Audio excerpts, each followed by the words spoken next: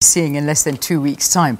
The ANC expecting to convene its 54th National Conference. It's happening from the 16th to the 20th of December in Nasrec, Johannesburg, where more than 4,500 delegates will determine the organization's policy and programs. And what I think most of us are focusing in on is the fact that they're going to be electing its leadership for the next 5 years. The ANC in KwaZulu-Natal, this was last night, named Nkosazana Dlamini-Zuma as their preferred party president. I don't think this came as any surprise. Dlamini-Zuma received 433 votes, while Cyril Ramaphosa received 193 votes. So to talk a little bit more about the ANC National Conference and I think the run-up to it, we are joined in our Durban studios by SABC senior political researcher Ronesh Dhawraj. Ronesh, always good to chat to you. Welcome to Morning Live. Hi, good morning, Leah, and great to be with you. All right, so no surprises yesterday on the two nominations that came out. KwaZulu-Natal, obviously, backing Nkosazana Dlamini-Zuma. We also had another one backing our Cyril Ramaphosa, but that's in Limpopo, and again, also no surprise there. Talk to us about your views on all that. Absolutely, Leah. And I think no surprises because we were at the PGC here in KZN at the Olive Convention Center. The mood on the floor was very exciting. You know, everyone was charged. Everyone was cheering for Dr. Dlamini-Zuma. So we kind of knew, you know, the outcome before the results were actually announced last night. What really surprised me, firstly, was the number of abstentions. So that concerns me a little because, remember, branches, these are just branch votes. So the bigger the branch you have, the more delegates will be sent to National Conference. So that figure could have a bigger impact at National Conference, number one. And then the second thing that really surprised me was the fact that Cyril Ramaphosa managed just under 200 branch nominations. I expected him to do slightly less better, perhaps just below the 100 mark. And, well, we all saw what happened yesterday. He came in with 193 branch nominations. And that, if you look at delegate numbers, that could mean a significant number when those delegates actually vote at National Conference. The other surprise for me was the number of votes and nominations that went to former ANC KZN chairperson and the Premier, Zweli Mkhize. I expected Dr. Mkhize to do much, much better than what we saw yesterday. But going back to your first point, yes, remember KZN is also the birthplace of Dr. Dlamini-Zuma, so we did expect that support base to come in very strongly in support of her. Then the birthplace, Limpopo, of the current ANC Deputy President, Cyril Ramaphosa. So no surprises again there. We expected Limpopo to rally fully behind the sitting ANC Deputy President. But I think, the game is not yet over. We still have lots of number crunching to do once National Conference sits in 2 weeks. And this is where we need a little bit of explaining because we keep on getting the provincial votes coming in and we see that this is it really is. I mean, it seems to be a battle now and a race between Cyril Ramaphosa and Nkosazana Dlamini-Zuma. That's where we're at the moment. But this is on the provincial level, but there's a very different process that happens when the National Elective Conference actually sits and votes and comes up with a new leader. Talk us through this now so that we as South Africans can actually understand what is about to happen in 2 weeks' time. And is this a clear indication? I mean, can we safely say that, these are the results and, it'll either be the two of them? Leanne, just to answer your question, we need to understand how the ANC is structured as an organization. The last time we checked the Secretary General's organizational reports in 2015 at the NGC that was held in Gauteng, we saw the membership numbers of the ANC was just around 750,000. Before that, in Mangaung, 1.2 million paid-up members, were members of the ANC. This is not excluding or including the number of members in good standing. So in terms of branch numbers, if you look at the ANC ideally wants to align every branch under it to a ward in this country, to a voting ward. So the last time I checked for the local elections, we had just under 4,500 wards. So we are looking around 4,000 plus branches of the ANC. So these branch nominations that are coming in, remember, they are just branches. One branch equals one vote. So the bigger your branch, the more delegates you will have represented at National Conference. But I think very importantly, what you also have to remember at conference is that but provinces usually congregate every morning before going into plenary, before breaking away into those commissions sessions, and sometimes decisions are taken at that early morning briefings. The delegates will get direction on how they can vote or need to vote on leadership elections, how they need to contribute to policy discussions, when they go into plenaries, when they go into commissions. So the bigger your delegation at national conference, the louder possibly your voice is likely to be. Also, you will be able to steer the discussion in a particular way. Say, for example, KZN. Yesterday we had a look at the political overview presented by the ANC KZN chairperson.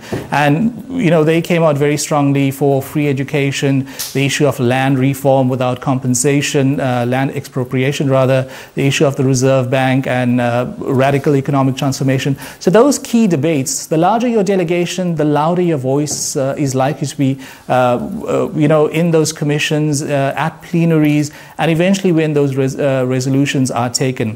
But very importantly, you have to remember, again, I'm going back to the notion of branches. These are branch nominations. So one branch equals one vote. But when we go for national conference, remember we are talking about delegates. The minimum for a branch is around 100, I think, but some branches are much, much bigger.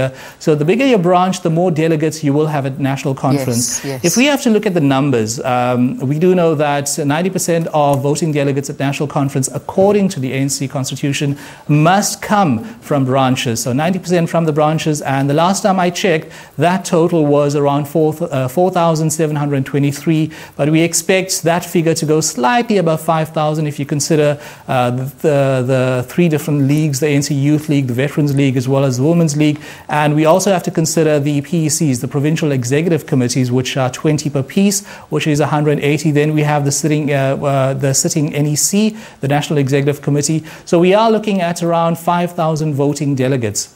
Sure. So all in all, this is going to be a very, very tight race. And the thing we also have to remember is that we can consider these branch nominations as the kosher thing, as how delegates are likely to vote. But remember, we also need to consider the fact that money may be exchanged at national conference, like we've seen in the past. But then again, we it's like political theatre, so to speak. So we just got to wait and watch that space very closely. When we talk about these 5,000 delegates, who has the biggest showing? I mean, if we had to sort of look at it, with the greatest amount of votes, where do they come from? The greatest amount of votes, like I said earlier, Leanne, most of it comes from the branches. 90%, according to the ANC constitution, needs to come from the branches because the ANC's basic unit is the branch. Yeah. Branches form regions, regions form provinces. And which is but the like biggest I said branch? earlier, when we are say, at national conference Ronesh? past...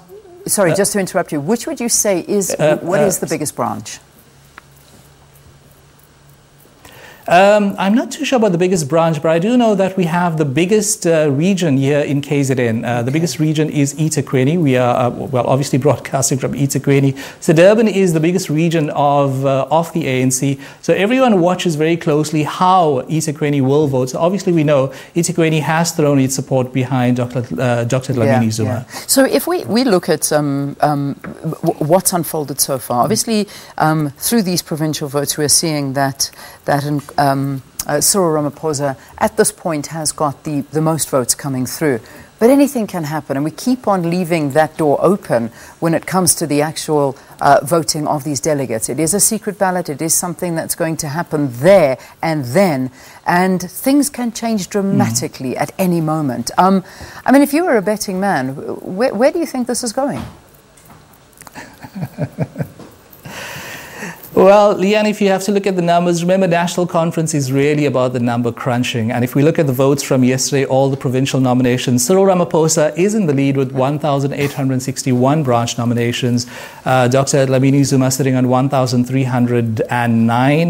There is a difference of 552. But you need to remember very clearly, like I said before, the leagues, the votes of the leagues have not been considered as yet. Okay. If we gave the league 60 per piece, which is the ANC ANC Youth League, the Women's League, and the Veterans, which is her 180. Then we also got to consider the NEC and the PECs. We're looking at around 450 in total. So if I look at that figure, the difference between Cyril Ramaphosa and Dr. Dlamini-Zuma is going to be a very, very close and very tight race. Again, the kingmaker, so to speak, is going to be in Mpumalanga because it has the second largest region in terms of delegates that's being sent to National Conference. The last time I checked, Mpumalanga is going to be sending close to 16%, and that works out to around 736 delegates. So if you really want to win at National Conference every 5 years, you need to have KZN on your side, possibly the other big regions like Mpumalanga, the Eastern Cape, as well as Limpopo. Yeah. So, I mean, like you say, the Mpumalanga region, especially the chairperson, David Mabuza, seems to be the kingmaker as the province has announced that their votes are based on unity. He's holding his cards very close to his chest, isn't he?